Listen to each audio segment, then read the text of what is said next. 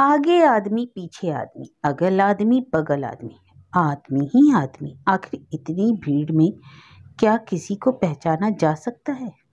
Ramesh Bombay BT पर किसी ऐसे चेहरे की तलाश कर रहा था जिस पर परिचय के शब्द और आत्मीयता का अर्थ हो।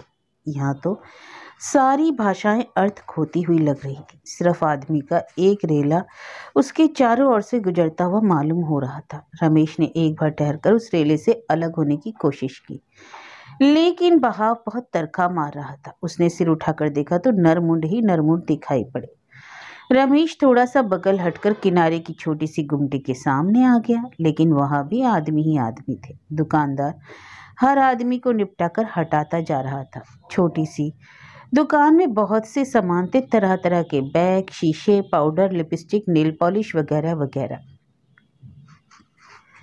रमेश कुछ देर तक एक एक सामान को देखता रहा। भीड़ की दहशत को वह इन सामानों की भीड़ में बांट रहा था। तरह तरह के आदमियों को घूरने से ज्यादा अच्छा लग रहा था तरह तरह के सामानों पर सरसरी निगाह डालना। लेकिन दुकानदार उसे ताबड़तोड़ सौदा देकर निपटाना चाह रहा था। इतनी फुर्सत कहाँ है कि वह कुछ देर बात करे। रमेश को कोई सामान पसंद नहीं आया। पसंद होने का सवाल भी नहीं था। वह इन चीजों को लेकर करेगा क्या? बीवी तो है नहीं, होती भी तो क्या पैसे चाहिए। खैर, पैसे तो आ भी सकते हैं। बंबई में अकल चाहिए, अकल। जिसके पास अकल है वह दोनों हाथों से रुपए लूट सकता है। मेहनत करने वाला भी कमाता है, लेकिन उसका कमाना एकदम बैल की तरह है। रमेश कमा सकता है, उसके पास अकल है। अभी पहली बार आया है ना, इसलिए हिचक रहा है। लोग घर पर कहते होंगे बंबई कमाने गए हैं। अरे राम, यहाँ का रहना रमेश से नहीं हो सकेगा, मगर हो भी सकता है। मजबूरी में सब कुछ करना पड़ता है। बस एक बार घर से लौट आए।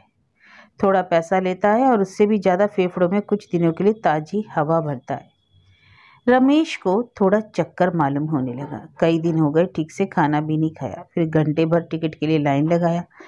चक्कर ना आएगा तो क्या होगा? रमेश भीड़ को पार करके उस तरफ टिकट घर के पास की दीवार को पकड़कर खड़ा होना चाहता था, लेकिन आदमियों के जबरदस्त रेले को पार करके कैसे जा सकता है? वह पोर्टिको के पास अपने को संभालता हुआ है, लेकिन वहां भी भीड़ ही भीड़। आखिर रमेश किधर जाए? पेड़ों के जंगल से ज्यादा पीड़क होता है आदमियों के जंगल। पेड़ों के जंगल में तो सिर्फ आशंकाएं होती हैं। आदमियों के जंगल में तो घुटन, संतरास और असुरक्षा होती है। रमेश को मितली आने लगी। उसे एकांत चाहिए था। एकांत भी ना मिले तो कम से कम 2 मिनट बैठकर अपने को संभाल लेने भर की जमीन तो चाहिए, लेकिन वह अपना कुछ भी नहीं था, सब भीड़ का था। रमेश को जोर की मिचली आई। एक खूल हरार और जोरदार कै। वह थूक दांत तक पहुंच चुका था। बहुत गंदा था, पीकदार। मक्खियां भिनक रही थी, फिर भी रमेश को राहत मिल रही थी। कोई फर्क नहीं था, यहाँ अंदर की गंदगी बाहर आ गई थी। रमेश ने एक रुमाल को निकालकर मुंह पहुंचा। पानी बहुत दूर था। उतनी दूर भीड़ में धंसकर पानी के पास पहुंचने से अच्छा था बेपानी का रहना। रमेश को गंदगी से समझौता करना पड़ रहा था, लेकिन सिर उठाया तो पीकदान से जरा सा हटकर एक अधेड़ मर्द एक मंचली लड़की से इश्क लड़ाता हुआ दिखाई पड़ा। रमेश को यह नाटक लग रहा था, पर वे दोनों ओर से एकदम कटे हुए थे। सिवा रमेश के किसी के पास उन्हें देखने की फुर्सत भी नहीं थी। एक बार रमेश ने आसपास के लोगों की तरफ देखा, फिर अपने ऊपर ही तरस आ गई। वह भी भीड़ में के एक आदमी की तरह उस दृश्य से एकदम कट गया। रमेश को फिर चक्कर आया और वह पीकदान के पास ही बैठ गया। अपने को जिंदा रखने के लिए गंदगी और सफाई पर ध्यान नहीं जाता है। रमेश देख रहा था भागती हुई भीड़ को और तरस खा रहा था अपने पर। बैठ जाने के बाद हजारों जोड़ी टांगे दिखाई दे रही थी, मर्दों की और औरतों की, मजबूत और कमजोर, बूटों की और चप्पलों की, काली और गोरी। टांगों की हर जोड़ी दूसरों से अलग थी। तालमेल सिर्फ यही था कि सारी टांगे भाग रही थी, जैसे सबके पंजों में कोई मशीन फिट है। रमेश सोचने लगा कि अपने को बचाने के लिए उसे भी इस भीड़ की रफ्तार में ही भागना होगा। अगर वह नहीं भाग पाएगा तो धक्का खाकर गिर भी सकता है। इसके बाद हजारों टांगे उसके ऊपर से गुजर जाएंगी। उसका इतिहास भीड़ के गुजरने के बाद घिनौना भूगोल बन जाएगा। उसे अपने को बचाना है। गाड़ी पकड़ने का समय भी तो हो गया है। रमेश भीड़ से डरता नहीं, बस भीड़ से अपने को सुरक्षित रखना चाहता है। रात के 8 बज चुके हैं। रमेश को बंबई मेल पकड़ना है। वह सीधे बनारस ले जाएगी। 3 दिन बाद होली है, वर्ष का सबसे बड़ा त्योहार। एक बार तो घर आवे। बंबई बीटी पर गाड़ियों की तरह तरह की आवाजें। बंबई मेल अब यार्ड से निकलकर प्लेटफार्म पर लगेगी। बड़ी भीड़ होगी। भीड़ तो यूं भी होती है, यह त्योहार का मौका है, सारे बम्बैया उलटकर जाना चाहते हैं। रिजर्व तो हुआ नहीं है, पैसा भी इतना कहाँ है, महीनों पहले से टिकट कटाना होता है। इस समय तो एक रिजर्व का 100 मांग रहा है, टिकट का दाम ऊपर से। दलाल है ना, वे पैसा लेकर जगह दिला देते हैं, उनका यही तो धंधा है। कहा ना, बम्बई में अकल की जरूरत है। आदमी पानी पीट कर भी पैसा पैदा कर सकता है। गाड़ी में सामान्य जगह भी ऐसी नहीं मिलेगी, किसी कुली को पकड़ना होगा, वही बैठाएगा। ओ कुली, रमेश ने कुली को आवाज दी। एक हट्टा कट्टा पुरभैया जैसा कुली टिकट की खिड़की के पास से हटकर रमेश के पास आ गया। बम्बई मेल में जगह दिला दोगे? दिलाएंगे बाबू, लेकिन ऊपर का 50 और नीचे का 50 होगा। ऊपर और नीचे क्या? ऊपर पूरी बर्थ का 50 और नीचे एक सीट का 25। अरे इतना तो बहुत है, जैसी मर्जी हो बाबू, सोच लो। कुली आगे बढ़ गया, लेकिन शिकार पर नजर रखे हुए था। ओ कुली, रमेश ने दूसरे कुली को आवाज दी। एक गोलमटोल कुली आकर खड़ा हो गया, उसकी भी भाषा वही थी। फिर कुलियों का एक सिलसिला। पास में से किसी ने सड़ा हुआ सेब फेंक दिया, मक्खियां भिनक रही थी। रमेश ने पैर से उसे दूर हटा दिया, लेकिन मक्खियां उसका पीछा नहीं छोड़ रही थी। रमेश ने मार्क किया कि पहले वाला कुली रमेश पर बराबर निगाह रख रहा है। वह दूसरे मुसाफिरों को पटाने में लगा था, लेकिन उसकी निगाह बराबर रमेश पर आकर अटक जाती थी। वह रमेश के पास फिर आया। बाबू, इससे कम में नहीं होगा, ठीक से चढ़ा देंगे। रमेश ने कुछ देर सोचा, फिर घड़ी को देखा, 8:30 बज रही थी। गाड़ी प्लेटफार्म पर आने को ही थी। देख बाबू, देर करेगा तो जगह नहीं मिलेगी, कुली ने जैसे चेतावनी दी। रमेश ने सिर हिला दिया, वह जबान से कुछ नहीं कहना चाहता था। कुली ने एक झटके से सामान उठाया। आगे आगे वह दौड़ रहा था और पीछे पीछे रमेश। पहले रमेश को दौड़ने का अभ्यास था, अब छूट गया। कुली दौड़ता चला जा रहा था, रमेश काफी पीछे छूट गया था। वह कुली का लाल गमछा देखकर दौड़ रहा था। यही सही बात तो है कि उससे चला नहीं जा रहा था, पाँव मन मन भर के हो गए थे। लगता था कि चक्कर का एक झोंका आएगा और वह लुढ़क जाएगा, लेकिन मजबूरी थी। रुकने का मतलब था इस महाभीड़ में खो जाना। फिर वह कुली को कहाँ ढूंढेगा? सामानों से भी तो हाथ धोना पड़ेगा। दौड़ना उसकी मजबूरी थी। सांस छोड़ते हुए लेते नथुने दर्द करने लगे, सीने के नीचे फेफड़े जैसे फटना चाहते हो। पाँव जमीन पर पड़ते ही उसे चिपक जाना चाहते थे। सबसे बड़ी बात तो यह थी कि आंखों के आगे लाल पीला नजर आ रहा था, फिर भी रमेश दौड़ रहा था। अब वह प्लेटफार्म पर आ गया था। गाड़ी धीरे धीरे आ रही थी। कुली दूर पर खड़ा हो गया, हर डिब्बे को झांक कर देख रहा था। अंदर से कुछ लोग झांकते हुए नजर आए, शायद उसके आदमी होंगे। रमेश थोड़ा स्थिर हो गया था, अब दुल्किया चाल चलने लगा था, लेकिन प्लेटफार्म पर हर आदमी दौड़ रहा था। रमेश को लगा कि सिर्फ वही थका है और सब तरोताजा है। सब उससे आगे बढ़ते जा रहे हैं, सिर्फ वही सबसे पीछे है। कुली ने एक खास खिड़की को खटखटाया। अंदर से किसी ने खिड़की को जरा सा उठाकर झांका, फिर उसने डिब्बे का दरवाजा थोड़ा सा खोल दिया। कुली ने सामान को अंदर करके रमेश को भी ठेल दिया, जैसे वह आदमी नहीं कोई सामान हो। रमेश के पीछे आदमियों की एक भीड़ थी। दरवाजा फिर बंद हो गया। रुपया ला रुपया। डिब्बे के अंदर एक नौजवान तगा दिए की तरफ सिर पर चढ़ा हुआ था। जरा दम तो लेने दो, रमेश हाँफ रहा था। इतनी फुर्सत कहाँ, रुपया निकाल कर बैठो वरना सामान के साथ बाहर फेंक देगा। रमेश ने देखा, मझौले कद का सांवला सा वह नौजवान मराठी लग रहा था। उसकी आंखें कुछ लाल लेकिन धसी थी, गाल पिच का, शरीर कसा हुआ। रमेश ने अपने को अंदाजा, वह फेंकेगा तो रमेश विरोध कर सकता है कि नहीं। दीवान जी, मेरा हिस्सा। रमेश ने देखा, एक पुरबैया कुली अंदर आ रहा था। अरे ये साला दबड़ा हो तो इज्जत लड़ा है। अब वह मराठी नस्ल का जवान एकाएक पुलिस के रौब में आ गया। कुली और पुलिस की मिली भगत के सामने रमेश हक्का बक्का था। अबे निकाल जल्दी, वह जवान फिर कड़का। रमेश ने जेब से एक नोट निकालकर उसके हाथ में थमाया, फिर सामान को ऊपर वाले बर्थ पर रखकर चढ़ने लगा। अबे दगा करता है, अपन को पैसा अंधेरे में भी पुछाड़ता है। पुलिस वाला अंधेरे में 20 और 5 के नोटों को टटोल रहा था। अरे बाबू, 50 पर तय हुआ था, बेईमानी करता है। पुरबिया कुली ने भी रौब दिया। देता है या फेंकूं? पुलिस वाले ने कॉलर पकड़ा। रमेश सक पकाया, विरोध करने का मन हुआ, फिर सोचा मारामारी में कोई सामान लेकर ना भागे। मजबूर होकर रमेश ने 10 का नोट और बढ़ा दिया। अब तक डिब्बे के अंदर काफी लोग आ चुके थे। पुलिस का जवान नीचे का बर्थ पर एक एक को खींच खींच कर बैठा रहा था। एक बर्थ पर 5 सीट और हर से 20 रुपए। लोग गट्ठर की तरह फेंक कर घुसाए जा रहे थे।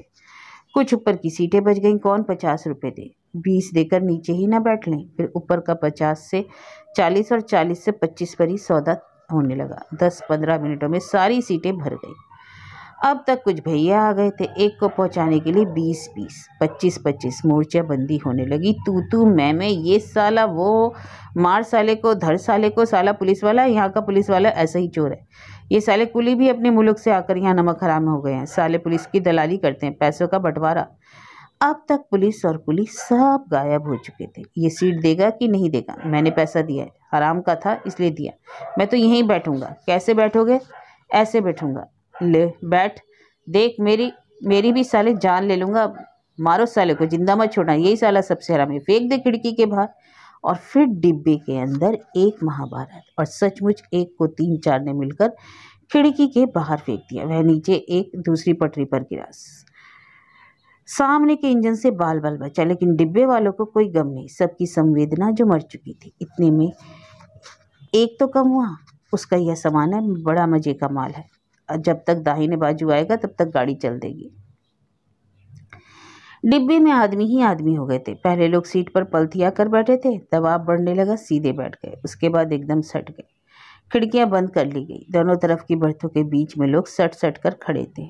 आने जाने के रास्ते में भी इस तरह से लोग कस गए थे कि वे बड़ी मुश्किल से दोनों पैर नीचे रख पा रहे थे। कुछ लोग एक ही पैर से खड़े थे। पास का ऊपरी बर्थ का छड़ उनके हाथ में आ गया था। अपना अपना सामान सब सिर पर लेकर खड़े थे। दरवाजे पर तो घमासान हो रहा था। हाथ से ठेला ठेली और उसके बाद लात से भी मारा मारी। अरे अरे, ये ऊपर लेटा है और हम नीचे खड़े भी नहीं हो पा रहे हैं। उठ बे, बैठ। उठता है कि नहीं? अपनी बर्थ पर लेटे हुए रमेश को एक पहलवान जैसा मूंछ वाला जवान झकझोरने लगा। मैंने पैसा दिया है। रमेश ने रौब दिखाने का नाटक किया। पैसा दिया है? साले यही सब हरामीपन करते हैं, नहीं तो वे कैसे सीट बेच पाते। हाँ हाँ ठीक कह रहे, उठा दो इसे। ना माने तो पकड़कर खींच लो और फेंको। एक साथ 10-20 खड़े लोग चिल्लाने लगे। रमेश को लगा कि जंगल के सारे पेड़ उसको अकेला देखकर आदमखोर जानवर बन गए हैं। वह प्रतिरोध नहीं कर सका, उसमें ताकत भी नहीं थी। चुपचाप पैर मोड़कर जगह दे दी। लेकिन दबाव बढ़ने लगा। कुछ और लोग भी बैठना चाह रहे थे। गाड़ी ने सीटी दे दी, लेकिन चढ़ने वालों का दबाव अभी भी जारी था। खिड़कियों पर तड़ातड़ की आवाज़ बाहर से आ रही थी।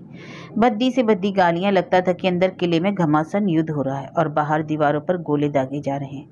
ऐसे में औरतों और बच्चों की कौन सोचता है। गाड़ी धीरे से खिसकी। बाहर से एक आवाज़ आई। शायद दरवाजे के पास किसी को कोई पुकार रहा था। गेट के पास खड़े आदमी ने दरवाजे को सिटकनी को खोल दिया। अंदर से लोगों ने उसके हाथों को पकड़कर खींच लिया।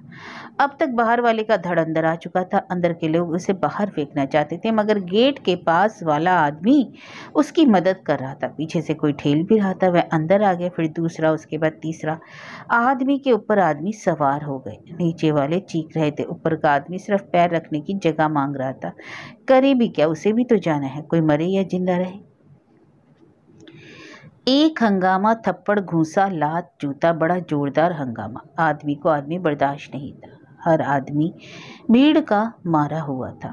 सब ट्रंक पर फेंकी गई गिट्टी की तरह समा जाना चाहते थे। मजबूरी यह थी कि एक के ऊपर दूसरे और दूसरे के ऊपर तीसरे की गिट्टी की तरह लादा तो नहीं जा सकता। रमेश को याद आया बिकने के लिए जाती हुई मुर्गियों से भरा लोहे का जाल से मड़ा हुआ वह झापा जिसमें मुर्गियां बरी होती हैं। एक मुर्गी के ऊपर दूसरी मुर्गी सवार होती थी। कुछ नीचे दबकर चींची करके कर्राती थी और कुछ जाल के बाहर चोंच को निकालकर आंखों को ऐसे उलट लेती थी जैसे कि अब मरी की तब, लेकिन मरती कोई नहीं थी। और ना एक साथ सबकी सब बगावत करती थी कि उस जाल से तो छुटकारा पा जाती। रमेश अपने को असुरक्षित समझ रहा था। नीचे झांकता था तो आदमियों के सिर ही सिर दिखाई पड़ रहे थे। काले बालों वाले सिर, पके बालों वाले सिर और खिचड़ी बालों वाले सिर। कुछ के बाल एकदम छोटे थे और कुछ के कड़े सवरे। इन सारे बालों से ऊपर उठा हुआ रमेश अपने बालों पर हाथ फेरने लगा। अगर कोई उसके बालों को कसकर पकड़ ले और फिर खींचे तो वह क्या करेगा। हिप्पी कट बालों को रखना भी कितना त्रास दे सकता है। यह उसे पहली बार मालूम हो रहा था। उसे लगा कि कोई बालों को पकड़ना चाहता है। एक आशंका ने शरीर में झुरझुरी पैदा कर दी। भय की एक चमक रीढ़ के नीचे से उठकर सिर में कौंध गई। कोई बालों को पकड़कर खींच सकता है, पर प्रतिरोध करने पर बौखलाई भीड़ खिड़की से बाहर फेंक सकती है। रमेश ने फिर झांका। खिड़की से आए हुए नयों में से एक काफी मुस्टंड था। वह जी जान से गुत्थम गुत्था था। छत से मस नहीं हो रहा था। लोगों के मुक्के उसके शरीर से छलक जाते थे। गैंडे की तरह वह कीचड़ से धसे छोटे छोटे जल जंतुओं को खाक रहा था। गैंडा, हाँ वह तो गैंडा ही तो है। गैंडे की खाल बहुत मजबूत ढाल बनती है। रमेश को ढाल की जरूरत थी। पूरा डिब्बा युद्ध का मैदान था। पहले यहाँ पैसे की लड़ाई हुई, अब ताकत की लड़ाई। ओ पहलवान, कहाँ तक जाना है? रमेश ने नीचे वाले जवान को खोदते हुए कहा। तू क्या करेगा? उसने फुफकारा। अरे भैया, गुस्साता क्यों है? मैं तो तुम्हारी मदद करना चाहता हूँ, रमेश ने पुचकारा। इलाहाबाद तक जाऊंगा तो आ जाओ ऊपर। रमेश ने अपना हाथ पकड़ बढ़ाकर उसे सहारा देना चाहा। नीचे वाला जवान इस अप्रत्याशित सहायता के लिए तैयार नहीं था। उसने एक बार रमेश की तरफ देखा, जैसे बनेला जानवर पालतू बनाने की कोशिश करने वाले को देखता है। रमेश ने उसे सहारा देकर ऊपर चढ़ा लिया। घर कहाँ है? फूलपुर की तरफ। ऊपर आने वाले जवान ने ऊपर सिमट कर बैठते हुए कहा। तब तो तुम अपने ही जवार के हो गुरु। रमेश ने अपनी और की बोली से निकटता बढ़ाने की कोशिश की। तुम हो भैया हो क्या? हाँ तभी ना। रमेश ने पहली बार भैया संज्ञा से चिढ़ थी, लेकिन इस समय वह भैया शब्द को अपने बहुत करीब पा रहा था। अरे ये साले भी तो भैया हैं। पूरे कहाँ हैं, बम्बैया हो गए ना। साले कमा के जा रहे हैं, दिमाग खराब है। अब तक वह जवान नमक के लोदे की तरह गलकर रमेश की धारा में घुल मिल गया था। गाड़ी रुक गई। बाहर खिड़कियों पर फिर तड़ातड़ जैसे लोग पत्थर मार रहे थे। अंदर जोरदार हंगामा। खिड़की खुलने ना पाए, दरवाजा भी नहीं। एकदम बंद रखना, कहीं अंदर ना आ जाए। लेकिन किसी ने गेट खिड़की खोल दिया। भर भरा कर 4 आदमी अंदर आ गए। फिर आदमी पर आदमी, गाली गलौज, लत्तम जुत्तम।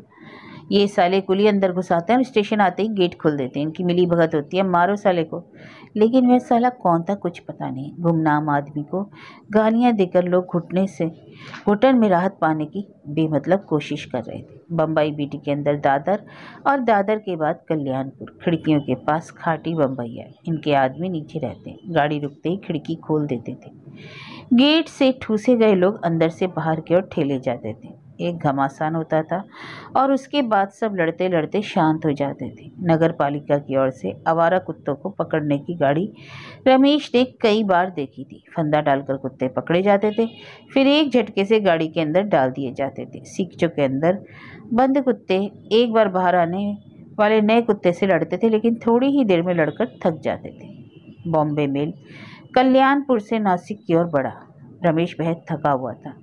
ना कहीं हवा ना पानी, एक चलती हुई काल कोठरी। आंखों में बहुत तेज जलन, लेकिन नींद गायब थी। जब एक एक हड्डी टीस रही थी, नस नस में तनाव हो, सिर चकरा रहा हो, उस समय उकड़ू मुकड़ू बैठकर झपकी भी लेना पाना मुश्किल होता है। रमेश से बैठा भी नहीं जा रहा था।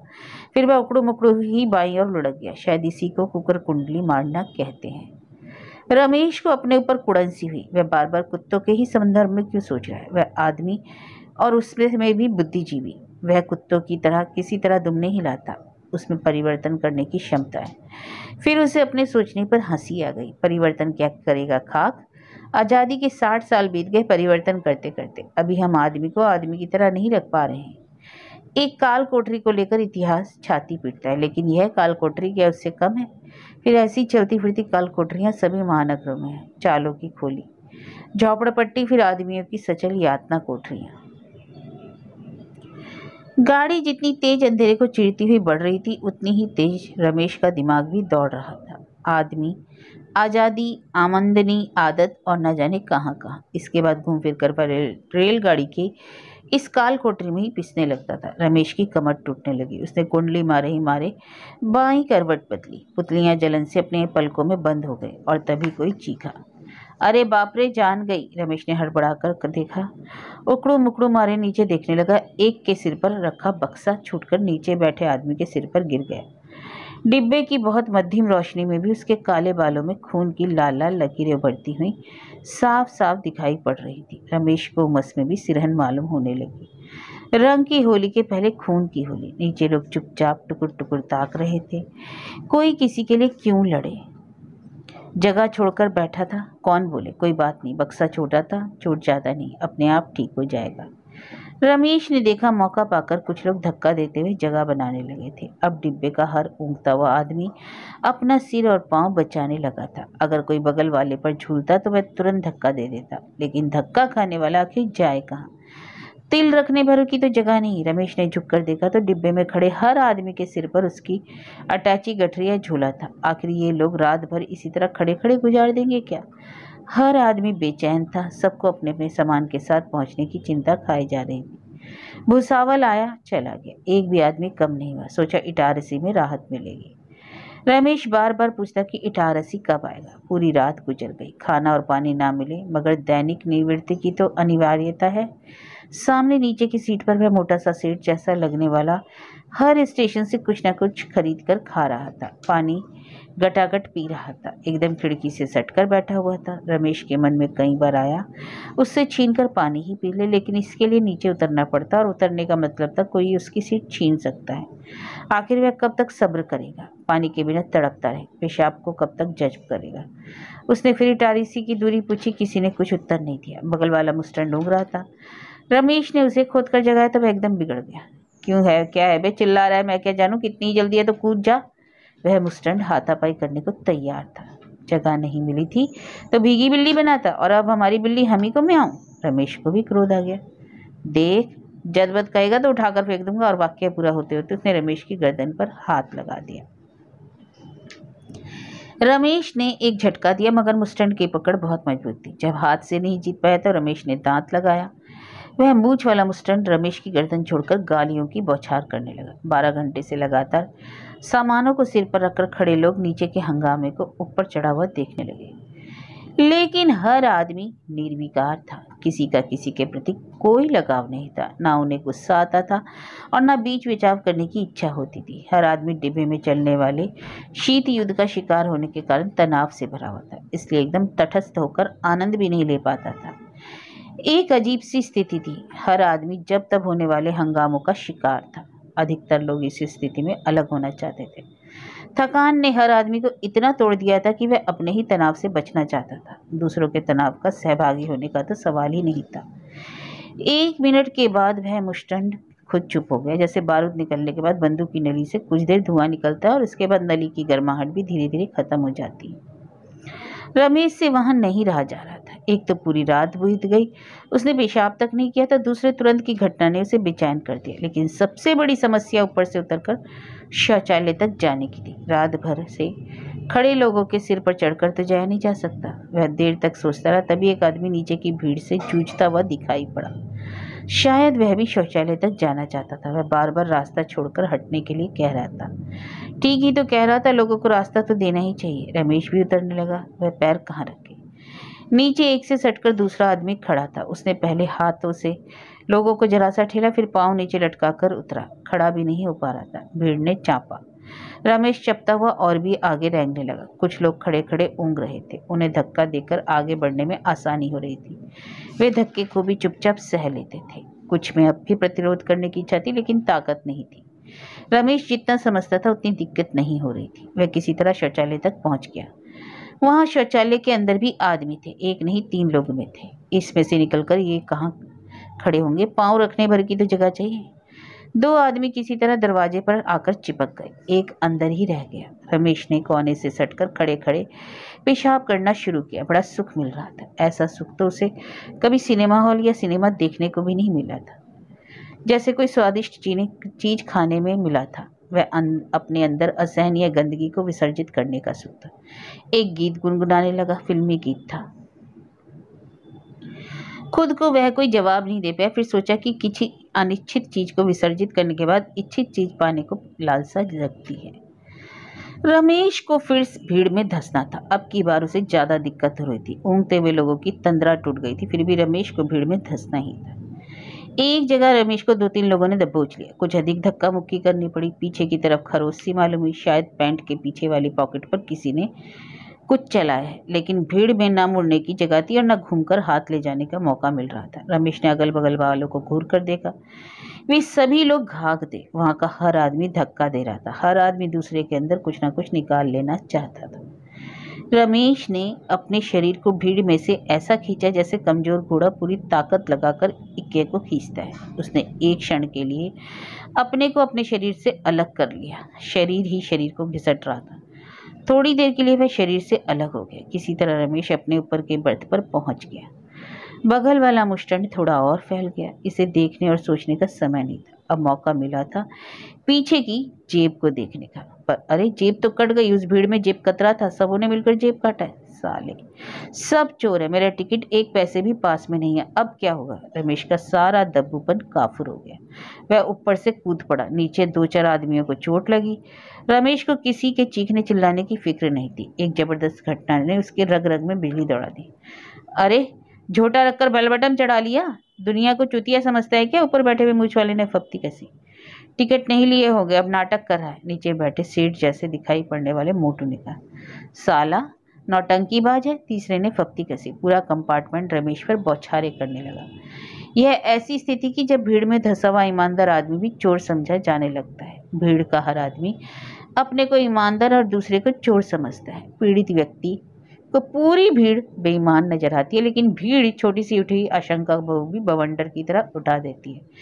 किसी ईमानदार के प्रति जरा सी भी आशंका उठी तो चोर समझा जाने लगता है। सारी भीड़ उसी पर टूट पड़ती है। भीड़ का अपना कोई विवेक तो होता नहीं, और बंद डिब्बे की भीड़ तो जैसे चेतना शून्य हो जाती है। कंपार्टमेंट का हर आदमी रमेश को चोर और जालसाज समझने लगा, शायद जेब कतरी का पेशा करने वाले लोग भी। लेकिन रमेश भी बौखलाया हुआ था। जेब कटने की पीड़ा क्रोध में बदली, फिर क्रोध ने रमेश के मन में सारे कंपार्टमेंट के लोगों के प्रति पागलपन से भरी हुई घृणा ला दी। उसने के सामने जो भी पड़ता उस पर वह थप्पड़ या घूसा चला देता। तिल रखने भर की जगह न होने के कारण वह भीड़ के ऊपर थोड़ी देर तक मारपीट करता हुआ लुढ़कता रहा। थोड़ी देर बाद ही भीड़ उस पर टूट पड़ी। हर आदमी 2-4 हाथ मारना चाहता है। रमेश एकदम फर्श पर औंध गया। भीड़ ने उसे पहले गिरने दिया, फिर उस पर सभी टूट पड़े। काई से ढके हुए पानी में एक ढेला गिरे तो क्षण भर के लिए काई हटकर जगह बना देती है। ढेले के नीचे जाते ही फिर खाली जगह को भर लेती है। रमेश के मुंह से झाग निकलने लगा, वह बेहोश हो गया था। भीड़ का गुस्सा भी कम हो गया। 2-4 लोग अपने प्लास्टिक के डिब्बों में रखे पानी को चुल्लू लेकर मुंह पर छिड़कने लगे।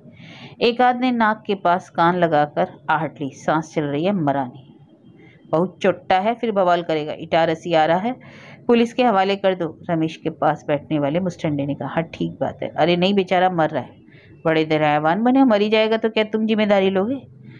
कई प्रकार की प्रतिक्रियाएं हुई। सही भी था, रमेश मर जाएगा तो जिम्मेदारी कौन लेगा। लेकिन रमेश मरा नहीं। धीरे धीरे वह हाथ पांव हिलाने लगा, फिर आंखें भी खोल दी।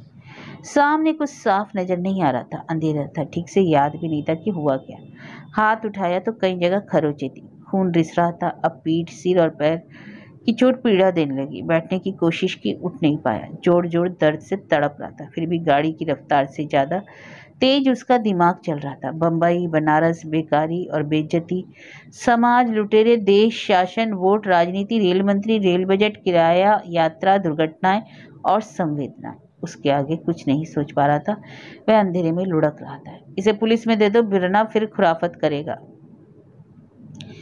जैसे कुएं के अंदर गिरे हुए रमेश ने जगत के ऊपर किसी व्यक्ति की आवाज सुनने की कोशिश की। शायद उसकी बर्थ पर से कोई मुच्छड़ की आवाज आ रही थी, जिसे उसने बैठाया था। उसने आंखों से देखना भी चाहा, शायद वह बर्थ पर लेट गया था। इटारसी आ गया। मूछ वाला मुस्टंड ऊपर से उतरकर खिड़की से झांकने लगा। ओ दीवान जी, दीवान जी, वह जोर से चिल्लाने लगा। देखो, एक कुचक्का बिना टिकट के डिब्बे में घुसकर मारपीट कर रहा है। पुलिस वाला खिड़की के पास आकर बातें सुनने लगा। दीवान जी से नीचे उतार लो, बहुत तंग कर रहा है। दीवान जी आपको देखते ही नखरा करके लेट गया। कई तरह की बातें एक साथ सुनाई पड़ी। कहाँ है? पुलिस वाला एकदम रौब में आ गया। वह लेटा है, मूछ वाले ने इशारा किया। घसीट लाओ, खिड़की से बाहर कर दो। पुलिस का बिना जबानती जवानी वारंट था। मूछ वाला मुस्टंड उसे अकेला ही घसीट लाया। रमेश का कॉलर पकड़कर खिड़की के बाहर ढकेलने लगा। बाहर से पुलिस वाले ने हिप्पी कट बाल पकड़कर प्लेटफार्म पर खींचते एक बेत मारा। रमेश चक्कर खाकर फिर चित्त हो गया। डिब्बे के अंदर से लोग दांत निपोरकर हंसने लगे। पुलिस वाला बेहोश रमेश की टांग पकड़कर घसीटने लगा। कंपार्टमेंट के लोगों ने भीड़ में से एक के कम हो जाने से राहत की सांस ली।